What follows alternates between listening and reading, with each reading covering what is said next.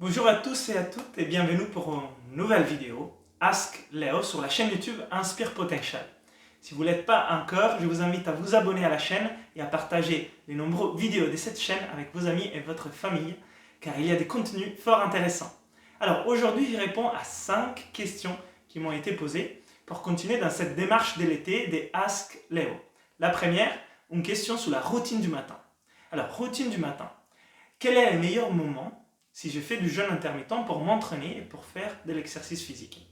Alors, ce qu'il a été observé, c'est que pour avoir les bienfaits les plus efficaces, les plus intéressants en phase des jeûnes intermittents, l'exercice physique doit être fait à la fin de la fenêtre du jeûne intermittent. Ça veut dire s'entraîner en fin de matinée, si par exemple votre jeûne intermittent est de 20h les soirs à midi, de s'entraîner entre 8h et midi les matins.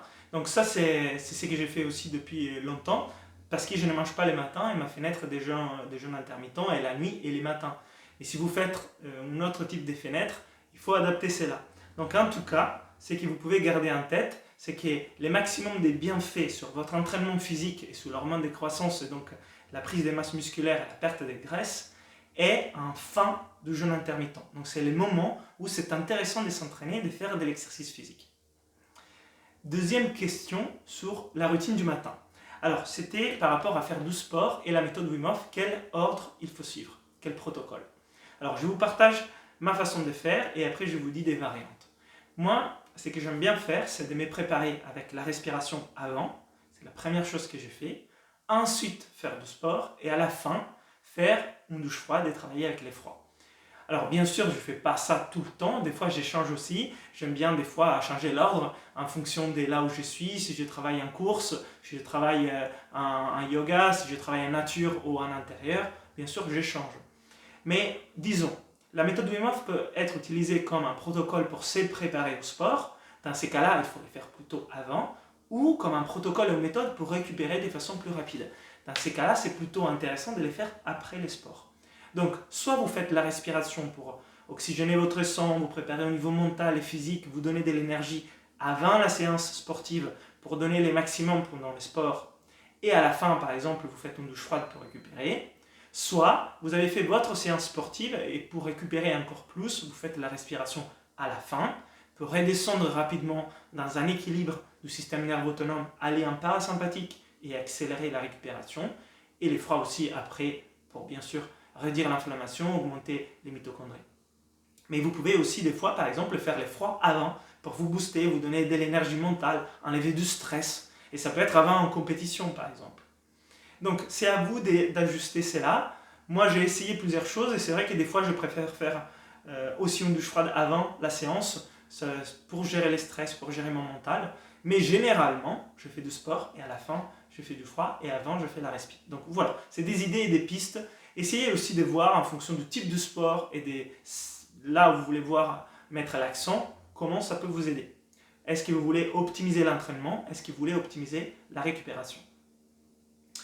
Question sur la course à pied et la respiration Wim Hof. Certains ont observé que faire la respiration Wim Hof en fin de leur course, ça leur permettait d'aller plus loin dans la respiration et d'avoir plus d'effets, plus de bienfaits. Ça sortait mieux cette respiration. Et une raison pour laquelle la respiration Wim Hof est plus intense après la course à pied, c'est qu'on a bien dégagé la cage thoracique, donc les diaphragmes est mobilisé, les muscles sont souples, on est chaud, le système cardiovasculaire circule bien, et là on est en train de s'oxygéner à nouveau, de faire une respiration bien ample, parce qu'on est libre et on est chaud. Et des fois, si on fait la respiration les matins tôt et on est un peu raide, c'est vrai qu'on a moins de mobilité, donc moins de volume des ventilations, moins des dilatations des poumons. Donc ça peut être en raison. Et c'est pour ça aussi que je vous conseille tout le temps de faire quelques étirements, comme je décris dans cette chaîne YouTube et dans la formation en ligne des respirations, avant de rentrer dans des exercices de respiration profonds, comme la respiration Wim Hof.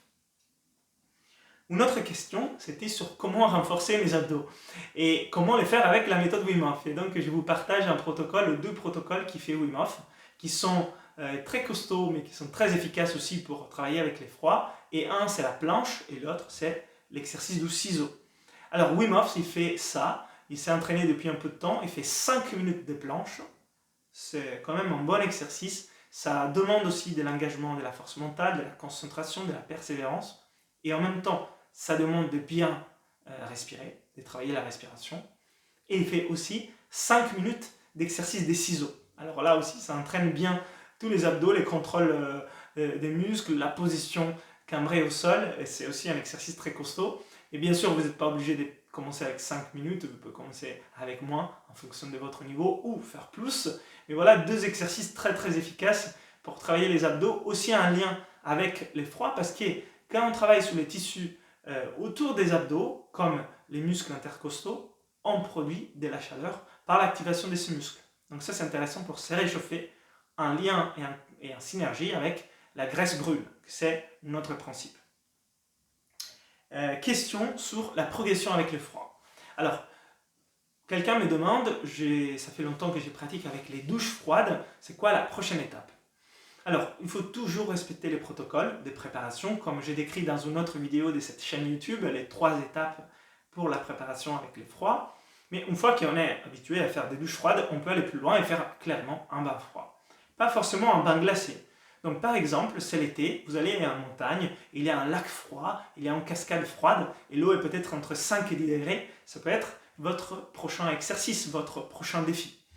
Il faut se préparer, je vous rappelle cela. C'est l'idéal de ne pas être seul si vous les faites en montagne, si vous les faites en nature, et d'y aller progressivement et doucement. Peut-être au début, c'est quelques secondes. Mais sinon, si vous n'avez pas l'occasion d'être en nature, en montagne, vous préparez un baignoire d'eau froide avec quelques glaçons et vous faites une température entre 5 et 10 degrés. C'est une très bonne progression après les douches froides pour un bain froid, 5-10 degrés. Et ensuite, si cela se passe bien, si les temps étaient justes, si votre contrôle et maîtrise du souffle étaient bonnes, vous pouvez clairement passer à un bain de glace. Donc là, vous augmentez la dose de glaçons dans l'eau pour descendre en température environ à 1 degré. Ça, c'est un vrai bain de glace. Donc, voilà pour les questions de cette vidéo Ask Léo. J'espère avoir répondu à vos questions. Continuez à poster vos questions pour les prochaines vidéos. Est-ce que vous êtes passionné des respirations mais vous avez des questions? Est-ce que vous voulez savoir plus sur les protocoles du froid ou peut-être les exercices au niveau de la force du mental ou encore sur les mouvements? N'hésitez pas, écrivez vos questions en commentaire dans la vidéo. Je vais répondre à ces questions pendant tout l'été dans les vidéos Ask Léo pour vous aider à pratiquer avec sérénité à la maison et continuer votre belle progression. Merci pour l'écoute. Mettez un pouce, un like à cette vidéo, partagez-la, abonnez-vous à la chaîne YouTube Inspire Potential et je vous dis à la prochaine vidéo. Ciao!